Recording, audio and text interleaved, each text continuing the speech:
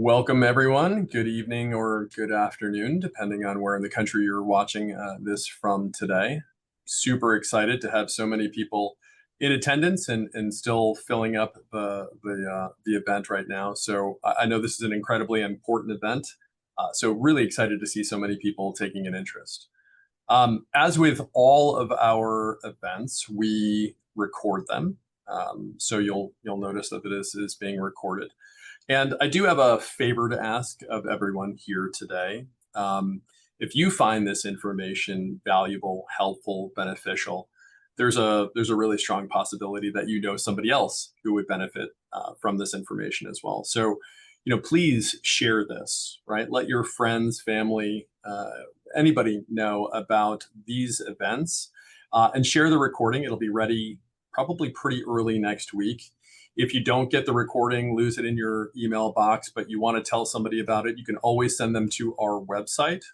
If you look under events, you'll see in there all the upcoming events that we have, as well as the recordings of past events that we've done. So if you go there, for example, today, you'd see our last webinar on college planning, which was incredibly powerful. So if you missed that, or know somebody who has kids, grandkids, anybody really preparing for that massive challenge and massive expense, send them over there. It was a great event, very well received, and a lot of fantastic information shared. So, but today's event is easily our most popular webinar of the year. The one that we did last year is, we had so many requests to do it again. How could we deny all of those requests? So we're super excited. And I think people are so energized and interested in this topic because we all feel like we're being targeted every minute of every day, and we feel at risk. So we're going to cover a ton of information here today, from phishing attacks, email risks, phone scams, deep fakes.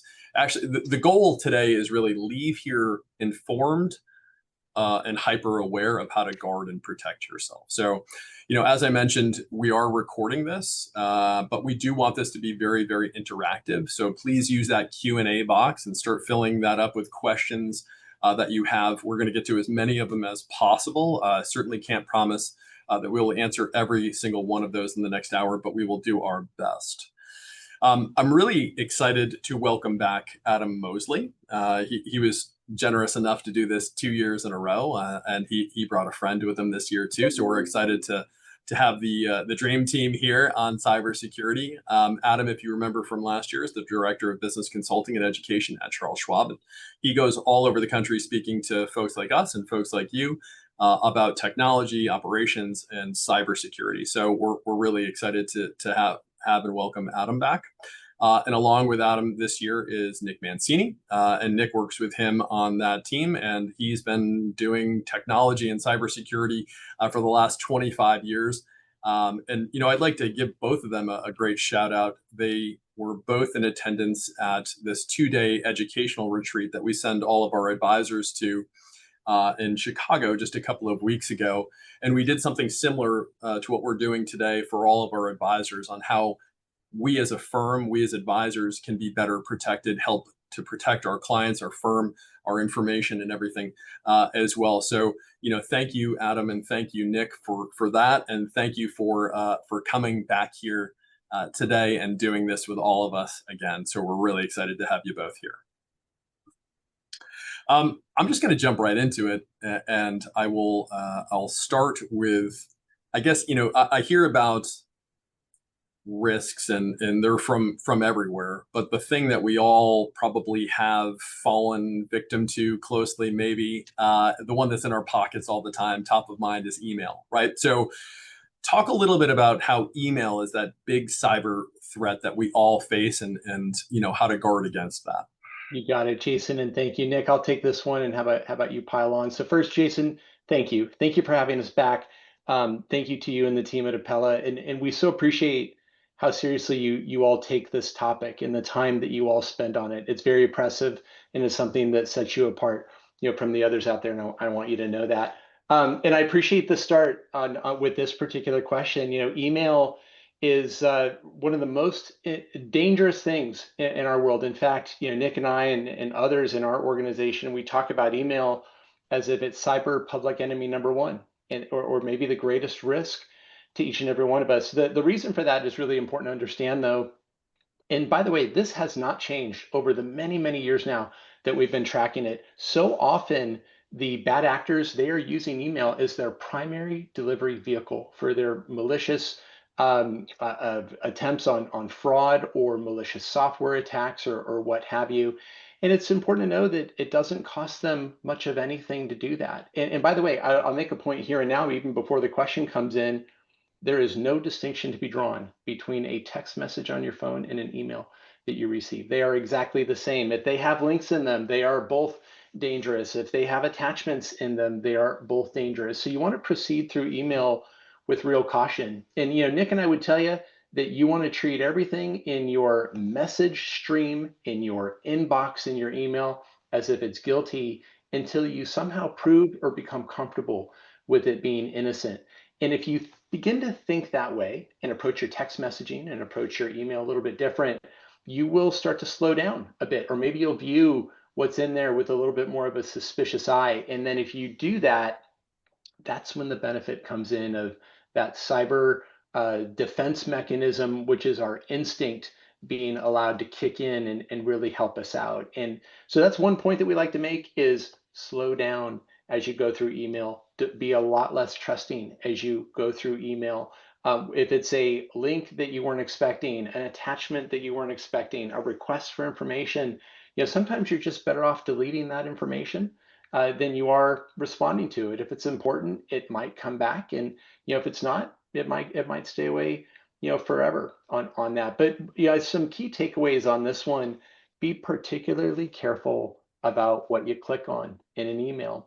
If there's a link in there and you click on that link, the risk exists for it to take you out to a website where it might download some malicious software. It could identify you as a target. It could present you with a web page where you're asked for more information about yourself. And these are just some of the things you want to avoid on there. And I would tell you, if you are receiving as much spam as the rest of us are, in fact, most of the email that I receive these days is in fact junk. And here's a fun fact I sometimes like to share.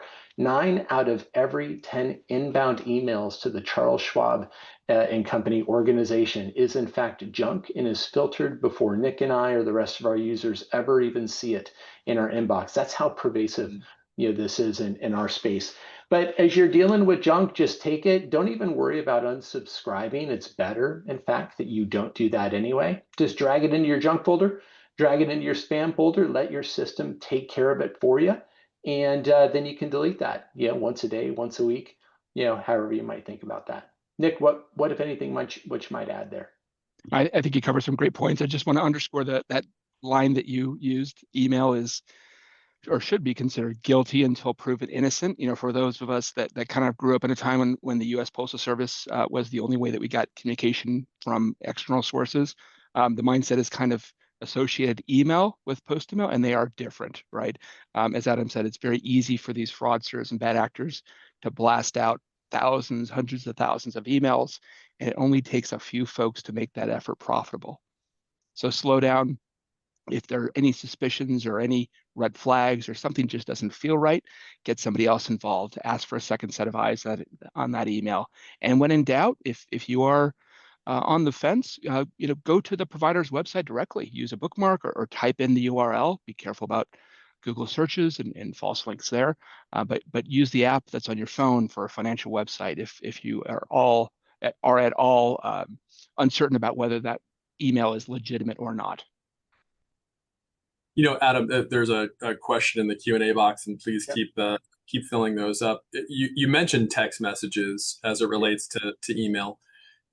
It's been a little bit more pervasive over the last couple of years, especially around elections. I've seen it with the DMV or other people trying to I understand that we all have this phone in our pocket now, et cetera, but why are we seeing so many of these? And are there any other that are kind of top of mind, big ones to just have the red alert go up as soon as you see a message from whatever? What are the big ones that we're seeing right now?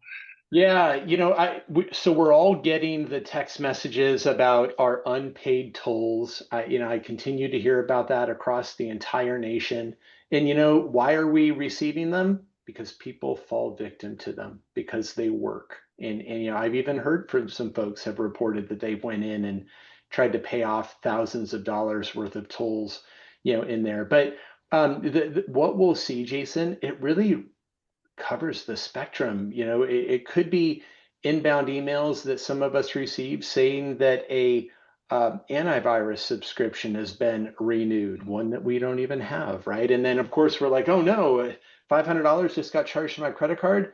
I better click this link or call this number and take care of it. And that's what they're waiting for, is for us to take that action, to click on that link or call them, and then they go into their multi-step and multi-layered scam process. And that's why it's best just to avoid that stuff altogether. Nick's point was really good. If there's ever a question, close the email or delete the email, open up a fresh browser session, type out the name of that. So I'll tell you what I would do. If I got one of these emails about a antivirus subscription, I wouldn't call them. I'd go straight to my Chase account. I'd log in. Is there a transaction there? There's probably not ever going to be a transaction there. They're on the lookout for this stuff too. But it's really any sort of communication, Jason, and it will continue to evolve as these bad actors continue to evolve their scams and schemes out there. So we all really need to stay vigilant. Interesting, like on I have an Apple device, and Yeah. when you go to delete those, now they say delete and report as junk. Yeah. Is that actually doing anything? Oh yeah, it does. It's Yeah. very powerful across Android devices too.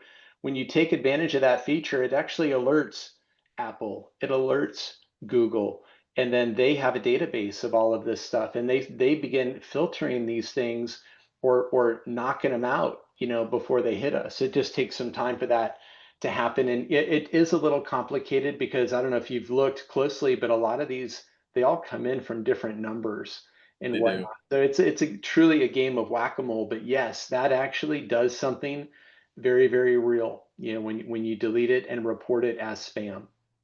Now, let me also add here, since we're talking about Yeah. the reporting, that is different than clicking on the unsubscribe link. So when you get an email at the bottom, at the footer, it will say unsubscribe. Oftentimes, scammers will use that as a way for you to go to the website, and they'll prompt you to log in. Unknowingly, it's a fraudulent website, and they're just capturing your logon credentials, even though it looks and feels like that provider's website. So the block and report is a step you should Yeah. take, but the unsubscribe option, that in those cases just delete that email, or block and report that email. Do not unsubscribe. Yeah, I love it. They're even getting our unsubscribe buttons now. Yeah. Nothing is sacred anymore. Jim asks a question here specific to what we were just talking about. So, do you recommend blocking the junk mail sender address, or just deleting and forgetting about it? Like, how do we be a little bit more of an activist the way that we're doing that on the Yeah. Apple delete and report? Yeah. I do recommend blocking, but you can also just do that by moving it to your spam folder, because that notifies then your email client to recognize very typically by sender to do that. Mm, When I think about a text message, that's where I'm doing the delete and report as spam. And then mhm. sometimes you'll have an option to block there too. And I don't hesitate on blocking those. So no issue there, whatsoever with those activities, and those would be best practices. Yeah, Kevin just submitted a question about actually blocking the phone numbers of text messages. I think you made the point, like they're just changing numbers constantly. Does that do any good, blocking a phone number? Or Yes, it does do good. You just might find that you're going to continue. We're all Yeah. just going to continue to be inundated with this. But yes, it does. But yeah, they're crafty in terms of using different phone numbers and different ways of getting messages to us. I Right. love the questions. um, yeah, appreciate it. Yeah, keep submitting questions to the Q&A box there at the bottom of your screen. Sam asks a question about even sharing information with folks like us, right? Putting in their information out there. Obviously, we ask for a lot of information. Banks ask for a lot of insurance companies. Like, how can we feel safe that information that we're transmitting from place to place is actually secure, that that data is protected. Yeah. Nick, what do you say on that? Yeah, that's a great question, and one that relates back to email. So email, in many cases, it's almost like sending a postcard through the U.S. Postal Service. Anyone between where you're sending it from to the destination can look at the contents of that email. So first and foremost, when it comes to sensitive information, use a secure portal, or the provider's website. After you've logged in, there should be an area where you can upload documents and share that way. And as a best practice, do not send any sensitive information or over a non-secure channel like email. Additionally, when if you're working with an outside CPA, I know that Appella is very good about communicating over the portal, but with other firms, discourage folks from sending you information via that non-secure channel, and use the provider's website, whether it's the app or their website, to communicate sensitive information securely. Yeah, we have portals. We use ShareFile. I mean, there's like, if it's people are just asking you to email it, kind of a red flag. Yeah. And for sure. one point on that I like to make as well, because email's been around for a number of years. You may have, folks out there may have sensitive information that they've sent years ago. When email first came out, I recall communicating with my CPA back and forth about my taxes, and that tax information was an attachment to an email. Of course, I deleted it from my inbox, but it was, still maybe in the sent items folder. So as a best practice, it may be a good idea to go back into your email, especially if you've had that account for a very long time, and just delete any kind of attachments, delete emails older than 5 or 7 years that you're not going to need anymore. In the off chance that there is some type of a compromise, you're minimizing the damage that might be done. There's actually a question that I think ties into what you were just talking about earlier. If I drag and drop things into my spam folder, and this question's from Don, so thank you, Don. If we drag and drop things into our spam folder, is there like a amount of time that it takes for the email provider to process it, or like should we be flushing our spam folders and junk folders like at a different cadence than just normally deleting an email? How should we think about that? You're free to do it very, very quickly. I'm at a point now where I pretty much empty my junk folder every single day, and things are processed in there, instantly, and it's working for me because it continues to throw items, into that junk folder. And I see the follow-up question too about sometimes they continue to appear. I've seen that as well. It might be that these systems aren't perfect. It could be, and I have seen situations where the email addresses are just slightly different by one another. There could be a number, a letter. It's a form of spoofing is what it is, designed to circumvent this very measure that we're talking about. But it's just a good way to stay on top of it. And eventually, I think you'll find that more and more items are going to be filtered out. And I've also noticed even on my Apple devices now, some stuff it's simply not even getting to me anymore. Apple is now stopping it before it even hits my junk folder. And that's the whole idea, for everyone to get better about that. And that's why the reporting and the junk folder and all of that is so important. You used a term there that, maybe just a couple of definitions about, we hear them all the time. What is spoofing? What is phishing? Yeah. Like, what are we kind of throw these terms around, but they could maybe mean different things to different people. Yeah, shame on me. Yes, I should explain what those are. So an email spoof is a really clever way of fraudsters lowering our defenses by sending an email to somebody where instead of maybe if they have Jason, in your last name you have an I in there, you can replace that I with a 1, and it's nearly impossible to notice that if you're really on the fly. You have to be really good to catch that. That's what email spoofing is right there. It's like trying to re-engineer that email address in a way where it looks really similar, but it's actually in fact coming from a different address, and that's used against us all the time. Phishing is a different type of event where I want you to picture, a fisherman casting a line in the water, and that's what is happening here. Though what it is the fraudsters casting millions of lines into the water. We are in fact in that water, and they're seeing who will bite on the emails that they send out. So it's just a mass form of getting their communication out to folks, seeing who will bite. And that's what phishing is. And there's different variations of that. You'll hear of different types of phishing. And by the way, another one is called smishing. You just put an SM at the front end of that. And that's Sure. that's the same thing we're talking about here, but it's done over text message or SMS messaging communications. So that's what some of those terms stand for, and we'll define those as we move through this. As we think about how technology is just leaps and bounds, it advances so quickly, and we're all hearing, thinking, learning more about AI every day. I'm curious about your opinions on how AI is influencing and changing cyber attacks, right? I mean, it seems to me that you could almost make a fake me to be doing this webinar with you right now, right? So, from deep fakes to stealing my voice to, so as we think about AI and the world of cybersecurity that we've seen change year to year, like what are the advancements in there, and how, like, to Chris who left a great question in here, like how do we know, like how do we keep up with these things? What are the top of the, the food chain risks that we're seeing today? And I imagine the risks are changing and evolving in a scary way based on things like AI.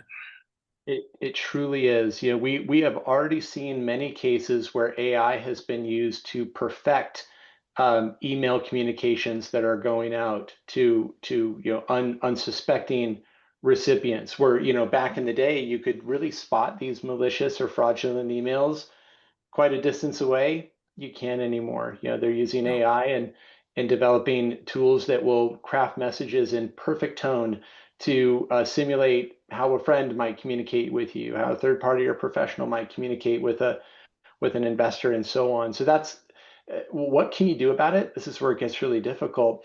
Paying attention to all the little things we're talking about here, in fact, goes a long, long way. Like no one can hack my instinct.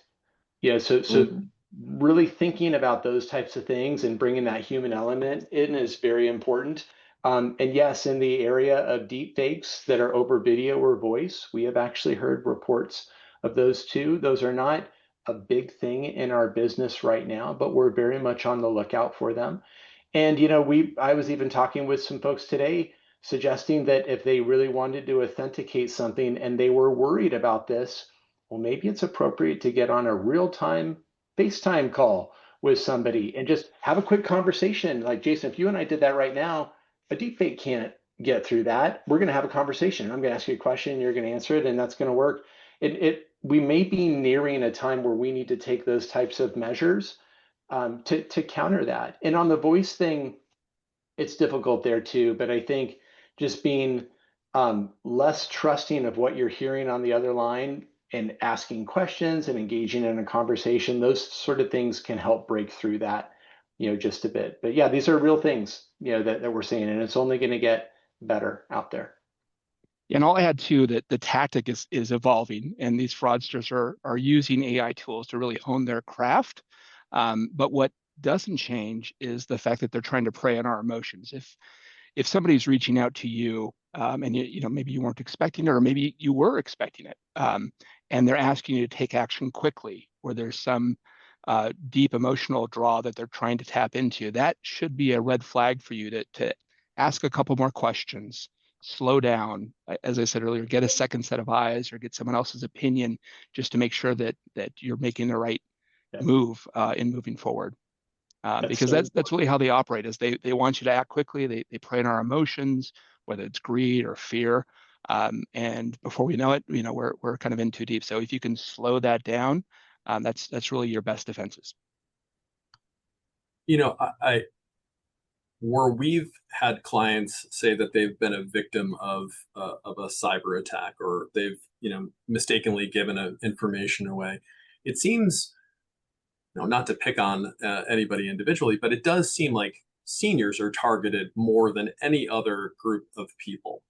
And I obviously I think that's pretty deliberate.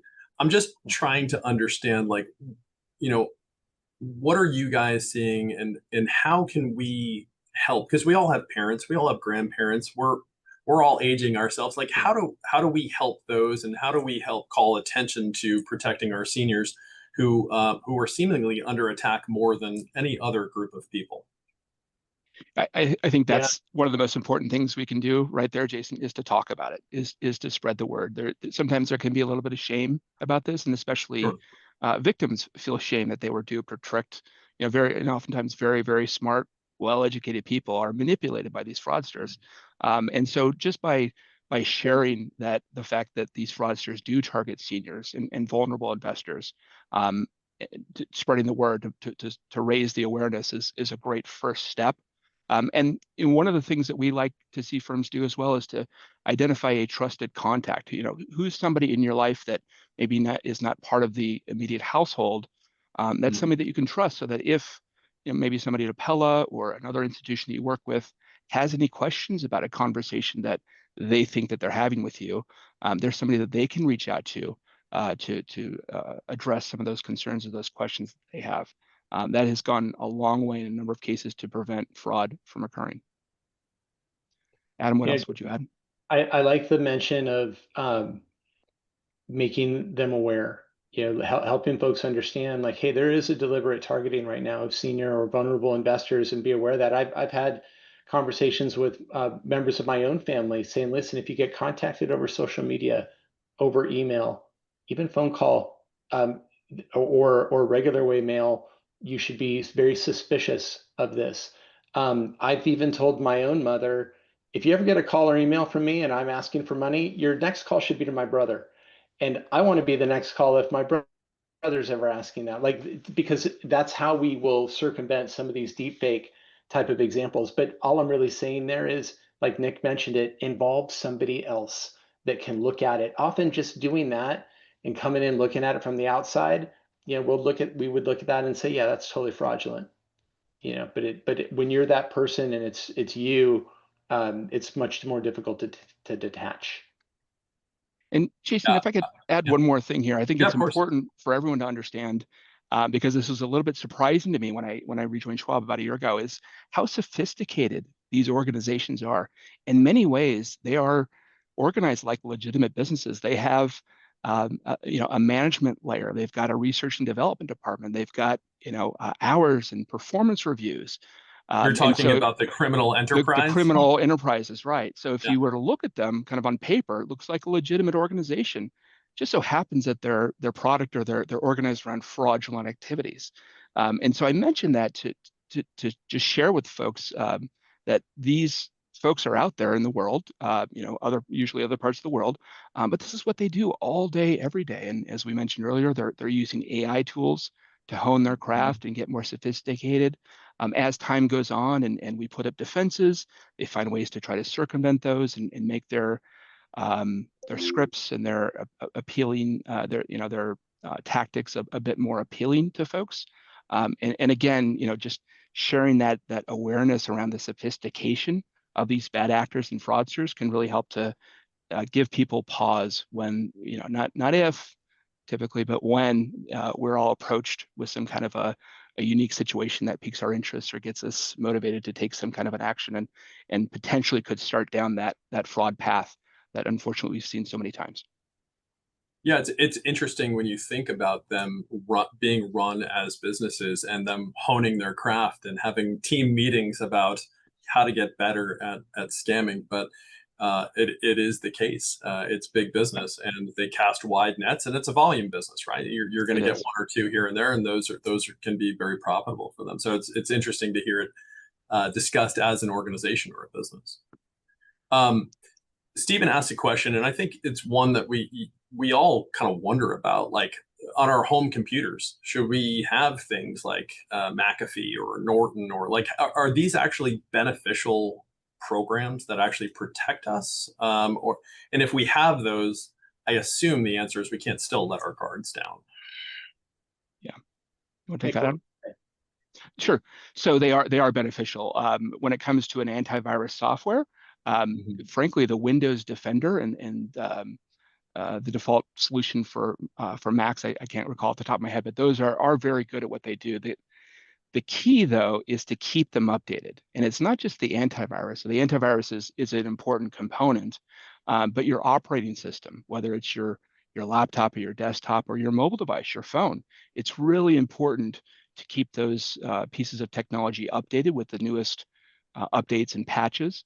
One of the things that we've seen in recent years, fraudsters read the news and have access to email. And so as some vulnerabilities were coming out, it was determined that these fraudsters and bad actors, probably their research and development departments, were reading the release notes of updates, and those release notes would have the details on bugs or vulnerabilities that the provider had patched or updated.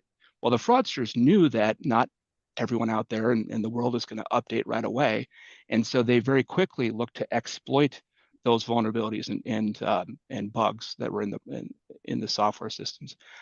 As a result, those providers have now not provided as much detail about the bug fixes and the vulnerability patches that are included in the updates.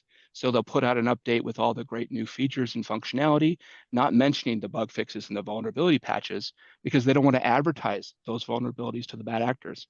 So as a result, it may not, mention in the release notes or the, why you should update communication about vulnerabilities, but know that those vulnerability fixes are in there. There was an incident that we saw a few years ago that, unfortunately, the bad actor had exploited a vulnerability that had been patched 2 years prior, and the employee who was compromised chose not to update their iPhone for whatever reason. As a result, that was the attack vector that this bad actor leveraged to get into the firm's environment. That all could have been prevented had they kept their software updated. Now, I know some of us out there, myself included, have like our router in our home. We've had it for a number of years. You don't kind of think about it. If there are that is a piece of technology that you should update as well. Periodically check for updates in your home router. For any technology, if the piece of technology, the hardware, is too old to receive an update, it's time for new technology. It's time to replace that hardware. It is so important to keep it updated that it's worth going out and buying a new router or new phone or new laptop if it doesn't receive updates automatically anymore. You mentioned something in there, and I the amount of Apple iOS updates, right? The operating system on our cell phone.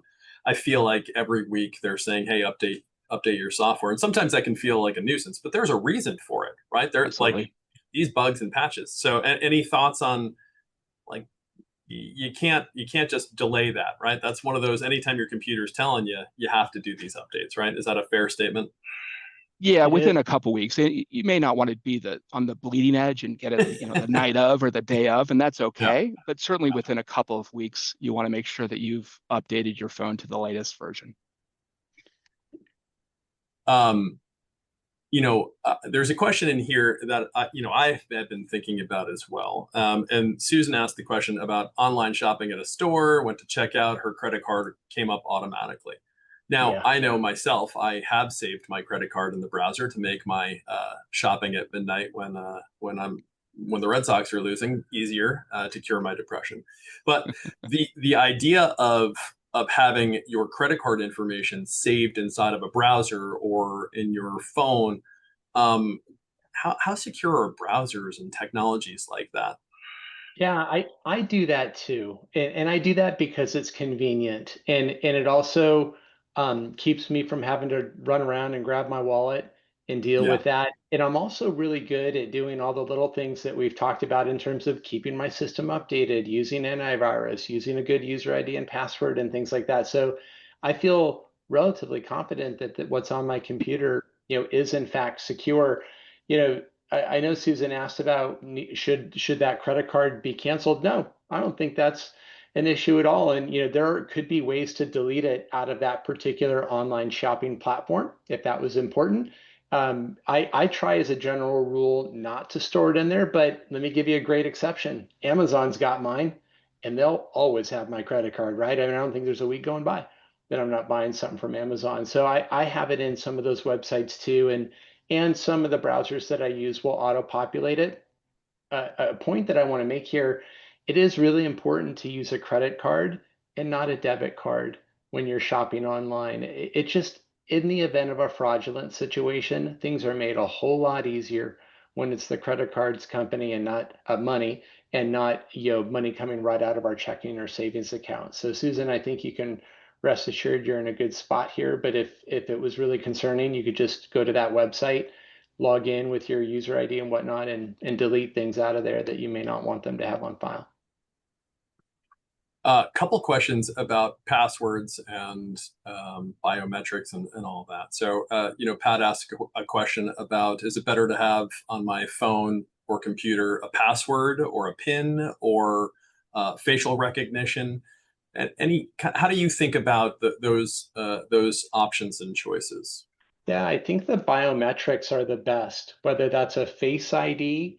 You'll also see more and more platforms suggesting or asking if you want to use what's called a pass key, which is an incredibly multi-factor form of online security, where it's actually taking a digital fingerprint from your computer that you're operating from, and along with your user ID and password, and combining those things that makes it quite strong. So I think those are fine to use. Nick, what would you add on that topic? Yeah, and I think it's important to help explain the differences between them. So when we think about a user ID and a password, that's something that we know, right? Whether it's stored in the password manager or you just happen to have it memorized, it's something you know. And oftentimes we hear about this all the time in the news, that there's breaches across different. AT&T had a really big one recently, right? The difference with a pass key or even a multi-factor authentication approaches, that is something that you have, right? So for a bad actor to compromise, your access, let's say to Schwab.com or Apella.com, they would need to know those three things: the user ID, the password, and that they need to physically have that device that you set the pass key up on, or oftentimes there's an authenticator device that will randomly generate a code that you've got to enter in. Sometimes it'll be a text message that you receive or an email that you receive. That those are less secure in terms of multi-factor, but they're still protect you much more than just a user ID and password by itself. So I totally agree with you, Adam, that the pass key is probably the best way to go, because if you've set up the pass key on your phone, let's say, and a bad actor is trying to log into your account from India or Ukraine or some North Korea someplace, they're not going to have your phone, so they can't get in. Oftentimes we found that that's really the only thing that might be protecting somebody, is that multi-factor authentication piece that's been set up. So that really is a best practice as well, is that wherever available, especially with sensitive sites, financial websites or even Amazon, setting up that multi-factor authentication capability is going to go a long way to protect us from somebody taking over an account and getting in fraudulently. I would point out to all the folks who work with Apella, every system that we have to go into, whether it's our financial planning software, our trading software, or custodial software like Schwab, it's all two-factor authentication, right? There's no just scan. And so like we're kind of living what we're preaching here. So, I understand it's an additional step, and sometimes people think like, I don't want to go through that additional step. Incredibly important. Like we're all doing it. You're all doing it. Everybody should be doing that. Question on password managers. Yeah. Valuable, not valuable? Like how should we be thinking about password managers? Yeah, they're super valuable. We're going to tell you that your passwords should be unique and your passwords should be long. Unique meaning you're not sharing them across platforms, or at least your sensitive ones, and long meaning 12 characters is the new minimum on that. And with both of those things, your passwords begin to multiply and they become more difficult to remember. And that's where these password managers come in. They're great utilities that do a great job of securing, encrypting, policing these passwords. They can even let you know if you're reusing a password or if a platform that you use has been compromised, and it alerts you to go in and change it. And yeah, Nick and I and the rest of the team, many of us at Schwab, we have a company approved password manager that we're all allowed to use on our company owned equipment. What's key here is that you're using a good one, and that you're doing a good job securing it, just like we've been talking about. Multi-factor, a unique password, a long password, those things go a long way. And some names out there, and I know folks are always curious, Jason, like what might we recommend? I'll tell you some of those that we see. We see one called Dashlane quite often. It's very good. We see one called One Password. That's the number one and then password. Mm-hmm. We see um, LastPass is a real big one that we see, especially among small businesses. That is a very, very good one. Keeper is another. Increasingly, just using that passwords app on our iPhones, which integrates with something called iCloud Keychain. These are all fantastic, solutions that do all of the things we described. By the way, many of them can be shared across a family. So if there's certain IDs that you do want to share and others you don't, that's made really easy through these different applications. So we do recommend them, but I'd also acknowledge it's a personal decision. If you're not comfortable putting all of your passwords into these types of tools, then you're not ready to use one, and that's okay. If you have another form of securing it, that's okay. I had this very conversation with my own mom, and she's like, "Yeah, that scares me." I said, "You know what? Then that's okay. Let's work on something that works for you. It doesn't have to be, this thing." It just a offshoot of that with something like an iPhone. If I'm downloading an app, pick any app, doesn't really matter. I'm creating a username, right? Yep. Which oftentimes will be kind of your name or email address.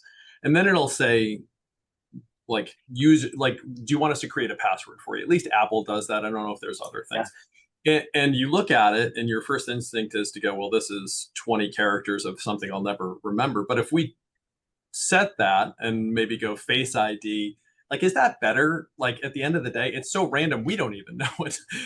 Yeah. So I'm Yeah. just curious about like those when they're suggested passwords with a link to maybe biometrics or whatever. Like, how should we be thinking about Apple generated passwords? Yeah, those are fantastic. And the same is true on Google devices. The same capability exists. In fact, Google might have even got there first.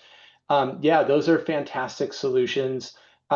So I stopped trying to remember many of my passwords probably 10 years ago. I couldn't tell you what my schwab.com password is. If you forced me to tell you right now, I would have no idea what it is. That's because it auto logs me in from my phone. All of that is stored and encrypted. And that's a great way to do it. And the beauty of that too, it also forces me to use my phone and my computer, not someone else's where I got to go and then grab my password and key it in. And that's another type of embedded security because you're only using devices that you know and that you trust and that are within your own ecosystem. So it's a great way to do it.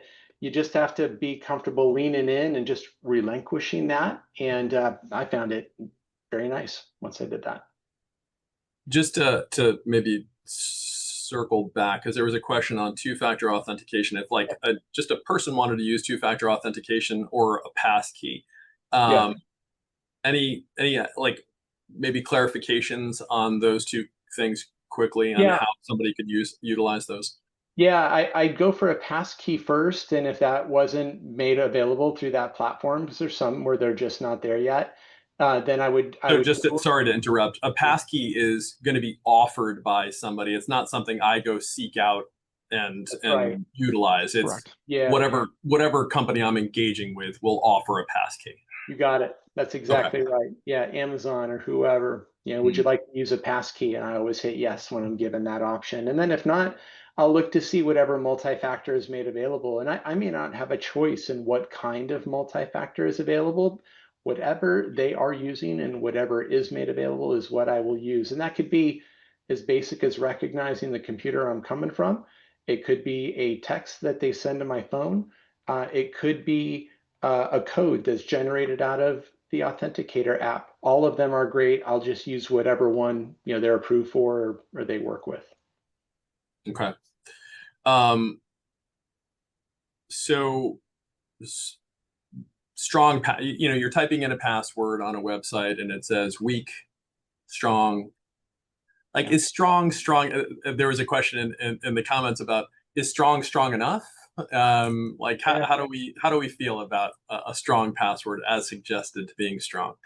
Yeah, I'll share an anecdote here. A colleague of ours that that Nick and I work with, this gentleman not only has a password for his password manager, he actually calls it a pass sentence. It's quite a collection of words that he's brought together, and it's probably 20 something characters long.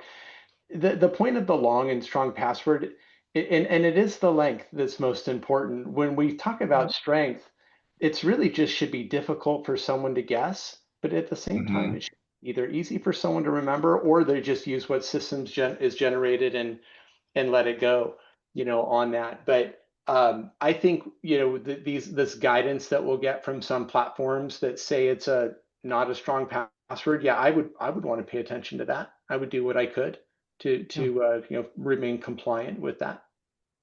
Yeah, and just to go a little further on that, so what the length does is it makes it harder for a bad actor to what's called brute force, or just basically guess every combination of letters, numbers, and characters.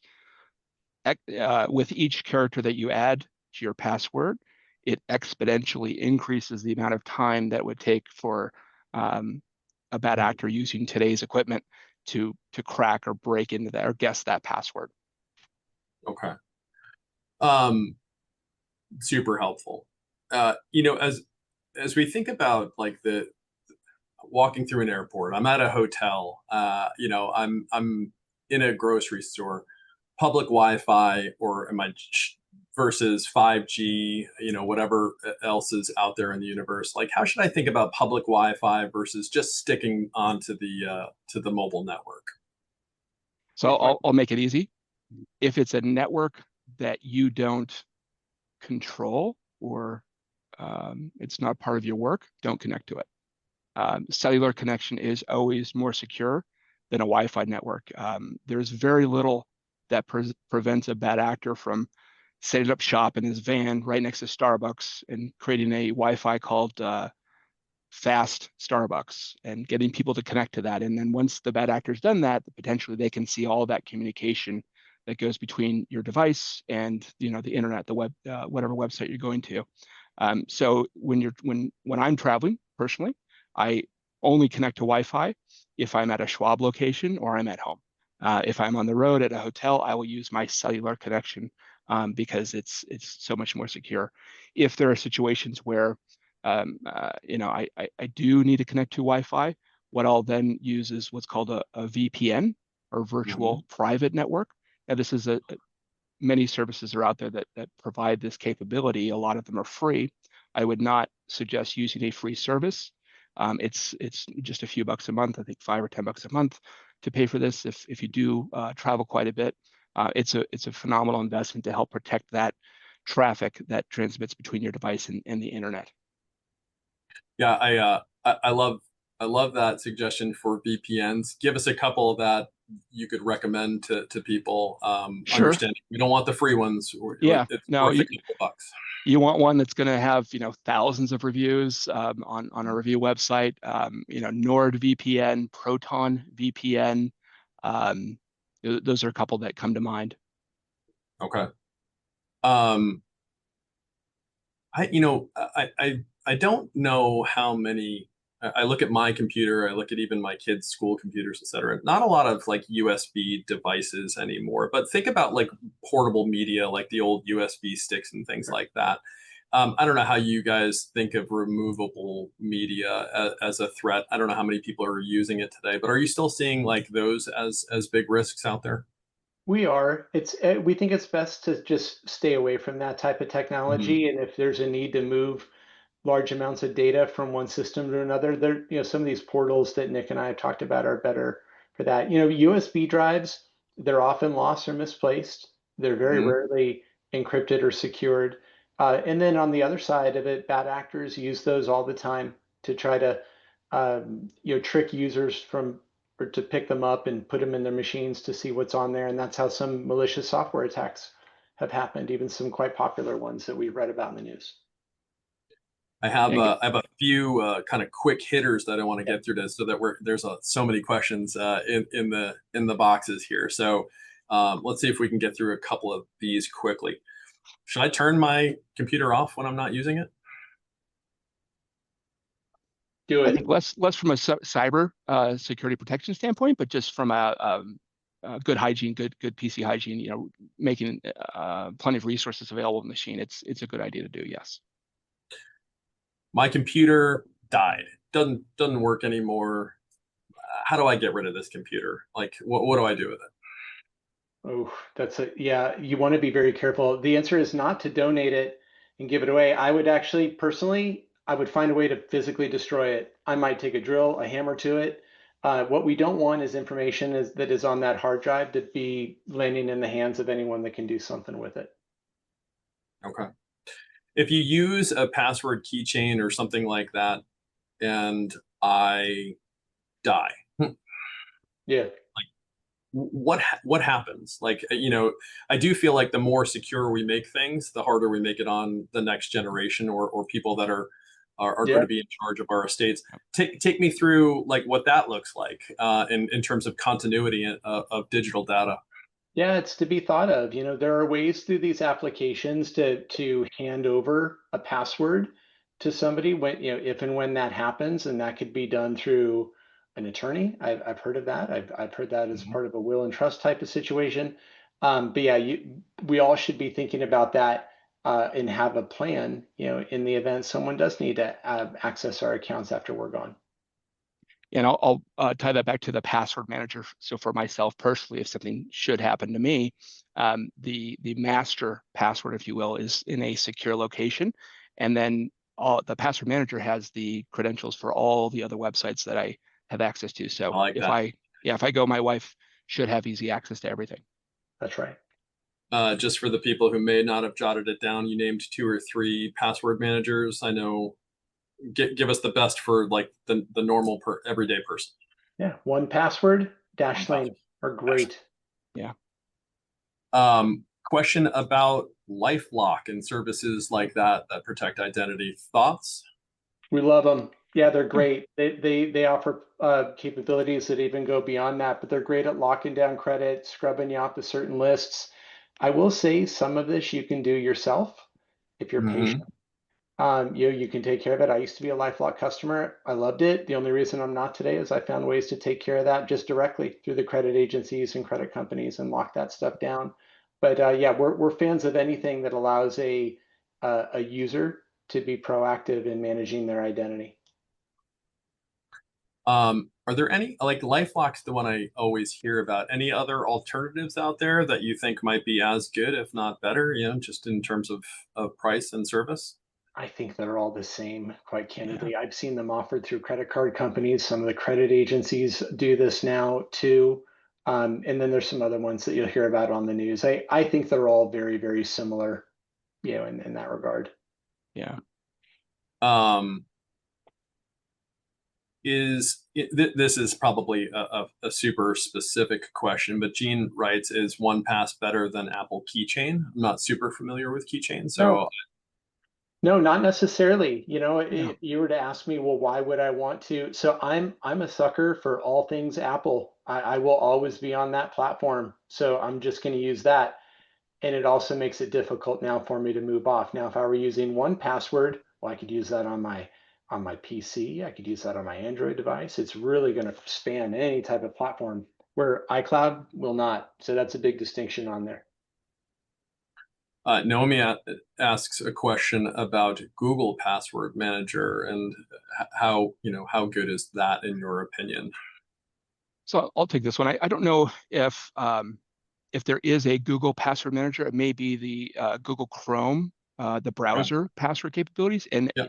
it's good. It's better than writing things down or reusing a password. I would put it any kind of a browser-based password manager, kind of one notch below the standalone password managers like Dashlane or 1Pass or I use Bitwarden. They're good, but a step up would be a service that you pay for.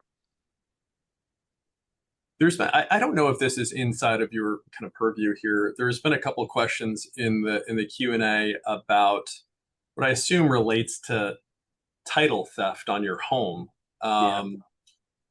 thoughts on that and how to guard against that? Obviously, that is a big risk, and often one that can go unnoticed for years and years and years. Yeah, So thoughts on that? this one hit our village here where I live and municipality as well. I would tell folks to call their local township or their village or even the county assessor and ask. In our case, there was a way that I could actually put a pin and a code to lock that down so that I would be notified. I don't know that that exists in every community though, but yeah, apparently it's a new thing to be paying attention to. Just when you thought it couldn't get any worse. Mm. Yeah. Services, I think there are title Probably. insurance like protection companies out there. And yeah, I don't know. We'll as an organization, we'll look into that a little bit. I know in this month's newsletter that's going out, there's, that we create here at Appella, our advisors put together a lot of great articles on a lot of different areas around cybersecurity and protection as well. So definitely look for that in your inboxes here shortly. From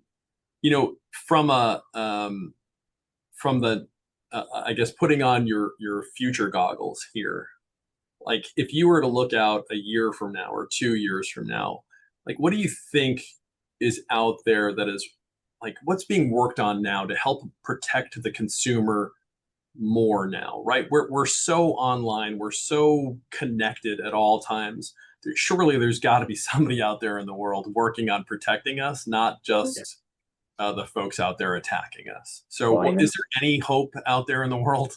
Oh, there most certainly is. And Yeah. there's a lot that big financial firms like ours are doing too. We're using artificial intelligence in different ways to really help with our own cyber defenses, to pick up on things that might have been otherwise really difficult to see in the volume, that we're managing in an organization like yours. So I think that will continue to evolve and get better as well. Surely there will be solutions that could land in the hands of consumers as well. I'm not saying that that's not a great avenue as well, but I know we're investing a lot in continuing to improve in that regard and protect ourselves and protect our clients.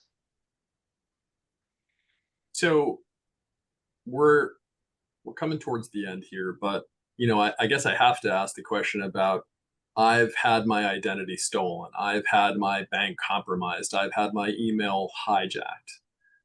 What do I do? Like because I feel like at that moment there's panic and no clear direction on which way to turn. It's not an obvious call the cops like my house got broken into. So what do I do in that moment where this happens to me? Yeah, there are checklists available. We may even have a checklist on our own website, Jason, that we can make available. I'd have to look for that, but the list of the things to do includes some of the obvious ones we've talked about today. But if that happened to me, I would immediately lock down my credit. I would go to my sensitive accounts, especially the one that was compromised. I would change that password. I would let my financial advisor know right away. I would call my custodian right away. There are things that we can do to put protections and monitoring capabilities on accounts that will just step up the type of validation and authentication we do in that situation, even if someone were to call in on that client's behalf. But yeah, I would go into full lockdown mode is what I would do, and just make sure that I'm closing all the doors, that I can. But there should be checklists, that are out there too to help with some of that. Yeah, we would love to put more resources up on our website. So All right. we would love more help there. All right. I think important to note too for all the folks who have accounts and their finances with Appella and work with an advisor and a service team. We authenticate everything verbally. We're having conversations. We're not taking email instruction from anybody, etc. There's a whole bunch of multi-factor steps that we go through to make sure that the request is legitimate. For folks who work with Schwab, what are things that you can say that you're doing every single day? I know there's always constant work going on, but what are the main things that you're seeing from advisors and protecting clients and their data? Yeah, there's constant communication happening between our organizations. We're constantly educating. We do put measures in place that are designed to stop fraud before they happen. Like, so maybe for all of your clients to know, if they're getting phone calls from you when there's a wire request that has been mailed in, it's because we're asking for that. That's a measure and a protocol that we've established there. And then there is much more that's happening behind the scenes as we go to secure our infrastructure and protect clients. And that's everything from monitoring to putting other safeguards in place that are just designed to thwart these particular types of attacks.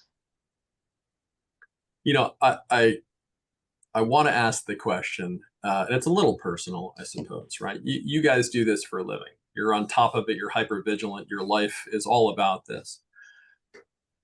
Ever come close to falling victim yourselves? What do you say, Nick? Yes. Yeah. Yes. Yeah. Earlier this year, it's a long story, but I'll make it short. I was on the line for about 10 minutes with a fraudster who pretended to be from Google and was calling as a courtesy to help me unlock my account that had been, they suspected had been compromised. Long story short, it was not Google. Google is not going to call me for a personal account that I don't pay any money to. It was somebody trying to get into my email address so that they could do whatever bad activities they wanted to. But what was really interesting is that, again, as you said, Jason, I'm talking with advisors and folks all the time about cybersecurity, and I was on the line for 9+ minutes with this person until I finally my senses kind of came to me. It happened while I was driving, so I was a little distracted. So they got me at a good time, and I finally had to say, I'm ending the call. I'm not comfortable, moving forward. It was a pretty sophisticated social engineering attack that encompassed, spoofing phone numbers and email. And so, the lesson I think for everyone is that it's really not a matter of if, it's when. And so the more that we can do to prepare ourselves when we're in that situation, the better off we're going to be. Yeah, I appreciate that, and it comes back full circle to what you said at the beginning of this, and it's slow down. I think at the rate of life that we all live these days with Twitter, text messages, social media, email, etc. Like we're trying to get through things as quickly as possible, especially the stuff that doesn't require a ton of our attention. And honestly, it all requires our attention now because It does. sadly, I suppose everything is a threat. One last thought or parting question, I suppose. But after kind of living in the era of the internet for the last, 10, 15, 20 years, right? And mobile banking, email, etc. I feel like everything about me is already out in the cloud, right? Every piece Yeah. of who I am digitally is out there. So, I feel like I can do what I can do to protect, but my information is still kind of under attack at all times. So, like, how should I think about the universe? Yeah. I've ducked and covered as much as I can, but the universe is still coming at me in ways that I'll never actually see. Yeah, I Yeah. actually really appreciate that, Jason. I too feel like all my information's out there. It just is, that there, and it's probably out there multiple times with the numbers of incidents that have happened through big companies that we all work with, Mhm. these days. And rather than try to chase that down and manage that, I focus on how do I lock things down. So I have locked down all three. By the way, now it's 4 credit agencies. There's a fourth one that has been created. And you have the ability to lock those down so no one can run a credit file on you. There's a similar agency that's used by the banks for opening up checkings and savings accounts. I have that one locked down too. It's called the Chex Systems, CHEX, and then Systems. And I'm just really careful too about all of the other little things that we've talked about, how I manage my passwords and how I manage my user IDs and whatnot. And I don't find any of this difficult, by the way. Now, I know we do this for a living, but once you get this stuff going, it's really not that difficult to keep it that way. And I think that's how we remain, vigilant, with all of this. Yeah, I really appreciate that, and I know we're 5 minutes over, and that's just because there are so many darn good questions. Yeah. So I appreciate you spending a few more minutes than the allotted time with us today. We certainly hope that all of you who attended today feel better protected. Maybe you're a little more scared, and I guess we probably should be, but hopefully you feel a little bit more aware and ready to play defense. As I mentioned, please share this. Hopefully, you learn something, and somebody else can learn something from this. So the recording will be available early next week. Share it. Go to our website. Please share this information. Have conversations with your parents, your grandparents, your kids about protecting themselves and their information. Adam, Nick, once again, thank you for everything that you've done for Appella as a company, our advisors. But I can't thank you enough for what you've done for all the people who have watched this live and who will watch this moving forward. So we really appreciate the information and the awareness, and can't thank you enough. So appreciate you spending so much time with us today, and we look forward to when we do this again next year. Yeah, let's keep it going. You're welcome. All right, take good care. Have a great night, everybody. We'll see you all again very soon. Thank you. Thank you, everyone. Bye, everyone. Bye. So long.